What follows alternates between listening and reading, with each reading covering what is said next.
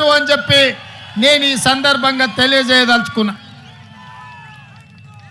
ఆనాడు కురుక్షేత్రం జరిగేటప్పుడు కౌరవులు పాండవులు వేరు వేరు, వాళ్ళ మధ్యలో సమస్యలు వచ్చినప్పుడు పోరాటం వేరు. కానీ వాళ్ళ మీదికి ఎవరైనా దండెత్తుతే వాళ్ళు 105 అయి అందరూ కలిసికట్టుగా నిలబడి వాళ్ళ ప్రాంత ప్రజల్ని వాళ్ళ హక్కులను కాపాడుకోవడానికి కొట్లాడేవాళ్ళు. ఇవాళ కూడా మిత్రులారా, చాలామందికి అనుమానాలు ఉండొచ్చు, అపోహలు ఉండొచ్చు, వైఎస్ఆర్ వారసులు ఎవరు అని.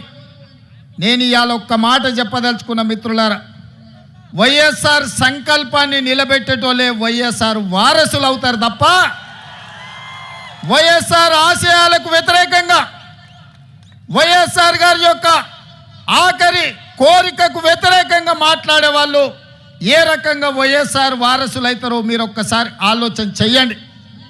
ఇవాళ ఆంధ్రప్రదేశ్లో ఇక్కడున్న పరిస్థితులు, ఇక్కడి రాజకీయాలను కాంగ్రెస్ పార్టీ తెలంగాణ శాఖ అధ్యక్షుడిగా, తెలంగాణ రాష్ట్ర ముఖ్యమంత్రిగా కొన్ని సంవత్సరాల నుంచి నిశితంగా గమనిస్తున్నా. ఈ ప్రాంతానికి ఇక్కడ పాలించే నాయకులుగా మేము కావాలనుకుంటున్నారు, కానీ ప్రశ్నించే గొంతులు ఎవరి ప్రాంతంలో లేరు. ఎందుకంటే ప్రశ్నించే గొంతులు ఉన్నప్పుడే పాలకులు మన మాట వింటారు.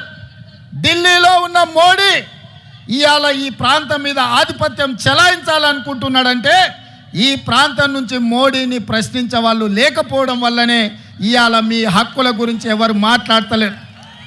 10 ఏళ్ళైనా మీ పోలవరం పూర్తి కాలే, 10 ఏళ్ళైనా ఆంధ్రప్రదేశ్కు రాజధాని ఎక్కడంటే ఎక్కడుందో చెప్పలేని పరిస్థితి ఇవాళ ఆంధ్రప్రదేశ్కు దాపురించింది. ఇవాళ ఈ ప్రాంతంలో ఈ ఆంధ్రప్రదేశ్ యొక్క ఆత్మగౌరవాన్ని ఢిల్లీలో తాకట్టు పెట్టిండ్రు. ఆనాడు ఈ తెలుగు రాజకీయాల నుంచి, ఈ తెలుగు నేల నుంచి నీలం సంజీవారెడ్డి గారు